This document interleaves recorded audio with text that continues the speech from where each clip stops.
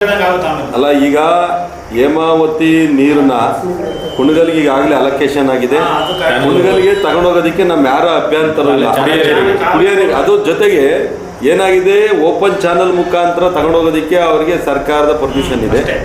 ಈ ಪೈಪ್ಲೈನ್ನಿಂದ ತಗೊಂಡೋಗ್ತಕ್ಕಂಥ ಎಕ್ಸ್ಪ್ರೆಸ್ ಚಾನಲ್ನಿಂದ ತಗೊಂಡೋಗ್ತಕ್ಕಂಥ ಹುನ್ನಾರ ಏನಿದೆ, ಇದು ಅಲ್ಲಿ ಕುಣಗಲ್ ನಂತರ ಶ್ರೀರಂಗ ಏತ ನೀರಾವರಿನಲ್ಲಿ ಆ ಒಂದು ನೀರನ್ನು ಅಲ್ಲಿಗೆ ತೆಗೆದುಕೊಂಡು ಹೋಗಿ ಏತ ನೀರಾವರಿ ಮುಖಾಂತರ ಮಾಗಡಿ, ಕನಕಪುರ ಮತ್ತು ರಾಮನಗರ ಜಿಲ್ಲೆಗಳಿಗೆ ನೀರನ್ನು ಹರಿಸ್ತಕ್ಕಂಥ ಸುಮಾರು 68 ಕೆರೆಗಳಿಗೆ ನೀರನ್ನು ಹರಿಸ್ತಕ್ಕಂಥ ಹುನ್ನಾರ ಇವತ್ತು ಈ ಒಂದು ಎಕ್ಸ್ಪ್ರೆಸ್ ಚಾನಲ್ನ ಉದ್ದೇಶ ಆಗಿರ್ತೈತೆ.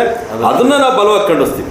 ಕುಣಗಲ್ಲು ಇವತ್ತು ನಮ್ಮ ಜಿಲ್ಲೆ, ನಮ್ಮ ತಾಲೂಕು, ನಮ್ಮ ಜಿಲ್ಲೆ ಇರ್ತಕ್ಕಂಥ ಒಂದು ತಾಲೂಕು, ಅದಕ್ಕೆ ನೀರು ಹರಿಸ್ತಕ್ಕಂಥದಕ್ಕೆ ಬಗ್ಗೆ ನಾವು ಕೂಡ ಇವತ್ತು ಬೆಂಬಲವನ್ನು ಕೊಡ್ತೀವಿ. ಅದರ ನಂತರ ಮುಂದಿನ ಕೆರೆಗಳಿಗೆ ಹೋಗ್ತಕ್ಕಂಥದ್ದು ನಾವು ವಿರೋಧ ಮಾಡ್ತೀವಿ. ಅದಕ್ಕೆ ನಾವು ಬಲವಾಗಿ ಖಂಡಿಸ್ತೀವಿ. ಸರ್ಕಾರ ಇವತ್ತು ಕುಣಗಲಿಗೆ ತಗೊಂಡೋಗೋದಕ್ಕೆ ನಮ್ದು ಅಬ್ಜೆಕ್ಷನ್ ಇಲ್ಲ. ಆ ಕುಣಗಲ್ನಿಂದ ನಂತರ ಮುಂದೆ ತಗೊಂಡೋಗೋದಿಲ್ಲ ಅಂಬದನ್ನ ಬೇಕಾದ್ರೆ ಅವರು ಷರತ್ತನ್ನು ಹಾಕಿ ಅದನ್ನು ಯಾವುದೇ ರೀತಿ ಮುಂದಕ್ಕೆ ಬಿಡೋದಿಲ್ಲ ಎಂಬ ಮಾತನ್ನು ಬೇಕಾದ್ರೆ ಹೇಳಿ. ಬಟ್ ಇವ್ರ ಉದ್ನಾರ ಬೇರೆ ಇರೋದ್ರಿಂದ ನಾವು ಬಲವಾಗಿ ವಿರೋಧ ಮಾಡ್ತೀವಿ. ಈ ಜಿಲ್ಲೆಗೆ ತುಂಬ ಅನ್ಯಾಯ ಆಗ್ತೈತೆ. ಈ ಜಿಲ್ಲೆ ಇವತ್ತು ಹೇಮಾವತಿ ನೀರಿನಿಂದಲೇ ಆಶ್ರಯ ಆಗಿರ್ತಕ್ಕಂಥದ್ದು, ಇಡೀ ಜಿಲ್ಲೆಗೆ ಒಂದು ಜೀವನಡೆ ಆಗಿರ್ತಕ್ಕಂಥದ್ದು. ಇದನ್ನು ಅವರು ಈ ರೀತಿ ತಗೊಂಡೋಗ್ತಾ ಇರ್ತಕ್ಕಂಥ ಡಿ ಕೆ ಶಿವಕುಮಾರ್ ಅವರು ನನಗೆ ಸರ್ಕಾರದಲ್ಲಿ ಭಾಳಷ್ಟು ನಾನು ಪ್ರಭಾವಿ ಇದ್ದೀವಿ, ನನಗೆ ಸರ್ಕಾರ ಇದೆ, ನಾವು ಏನು ಬೇಕಾದ್ರೂ ಮಾಡ್ತೀವಿ ಎಂಬುದೇನಾದರೂ ಕೂಡ ಅವ್ರು ಮಾಡೋಕ್ಕೆ ಹೊರಟ್ರೆ ಇವೆಲ್ಲ ನಮ್ಮ ರೈತರ ಒಂದು ಏನು ಆ ಒಂದು ಶವದ ಮೇಲೆ ಅವ್ರು ತಗೊಂಡೋಗ್ಬೇಕು ಎಂಬ ಮಾತನ್ನು ಈ ಸಂದರ್ಭದಲ್ಲಿ ಹೇಳೋಕ್ಕೆ ಇಷ್ಟಪಡ್ತೀನಿ. ಹುನ್ನಾರ ಮಾಗಡಿ, ರಾಮನಗರ ಮತ್ತು ಕನಕಪುರ ಇವತ್ತು ತಾಲೂಕುಗಳಿಗೆ ನೀರು ಹರಿಸ್ತಕ್ಕಂಥದ್ದೇ ಇವರು ಹುನ್ನಾರ.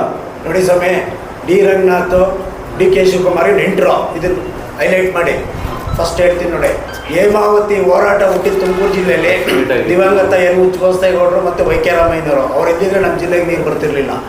ಅಂಥ ಹೋರಾಟದ ನೆಲದಲ್ಲಿ ಈಗಿರ್ತಕ್ಕಂಥ ಡಿ ರಂಗನಾಥ್ ಶಾಸಕರು, ಡಿ ಕೆ ಶಿವಕುಮಾರ್ ಬೀಗರು, ಅವ್ರನ್ನ ಅವ್ರು ಒಳಕ್ಕೆ ಹಾಕೊಂಡು ಹಡ ಬಿದ್ದು ಅವರು ಪರ್ಮಿಷನ್ ಕೊಟ್ಟಿದ್ದಾರೆ. ನಮ್ಮ ಮಂತ್ರಿಗಳು, ನಮ್ಮ ಪರಮೇಶ್ವರ್ ಆಗಲಿ, ಜಯಚಂದ್ರ ಆಗಲಿ ಮತ್ತು ರಾಜಣ್ಣ ಆಗಲಿ ಕೈ ಕಟ್ಕೊಂಡು ಕುಂತವ್ರೆ ಅಧಿಕಾರಕ್ಕೋಸ್ಕರ. ಇದು ಎಲ್ಲಿ ಹೋರಾಟ ಹುಟ್ಟಿತ್ತೋ ಇವತ್ತು ಅಲ್ಲೇ ಸತ್ತಿದೆ. ಕುಣಗಲ್ಲಲ್ಲೇ ಹುಟ್ಟಿದ್ದು ಹೇಮಾವತಿ ನೀರು. ಆಮೇಲೆ ನಾವು ಬಂದ ಮೇಲೆ ನಮ್ಮ ಜಯಚಂದ್ರ ಅವ್ರು ಸಿರಾಕ್ ತಂದರು. ಹೋರಾಟ ಹುಟ್ಟಿದ ನೆಲದಲ್ಲೇ ಇವತ್ತು ಅದನ್ನು ಮರಣ ಶಾಸನ ಬರಿತಾ ಇದ್ದಾನೆ ಅಲ್ಲಿರೋ ಶಾಸಕ ಡಿ ರಂಗನಾಥ್. ಇದನ್ನು ನೀವು ಹೈಲೈಟ್ ಮಾಡಿ.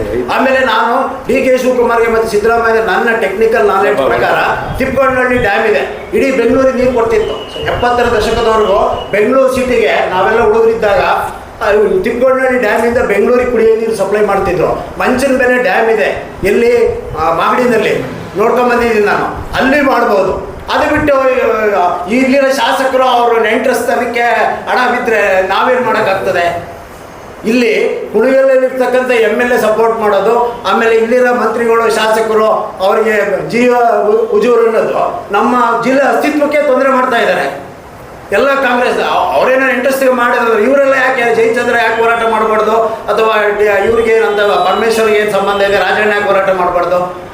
ಎಲ್ಲರೂ ಅವರು ಹಣ ಬಿದ್ದು ನೆಂಟಸ್ಥಾನದಲ್ಲಿ D K Shivakumar, D Ranganath ಸಂಬಂಧಿಕರು ಅಂತ ಆತ ಪರ್ಮಿಷನ್ ಕೊಟ್ಟಿದ್ದಾರೆ. ಇವರೆಲ್ಲ ಅವ್ರನ್ನ ವಿರೋಧ ಮಾಡಬೇಕು ಕಾಂಗ್ರೆಸ್ MLAಗಳು, ಮಂತ್ರಿಗಳು.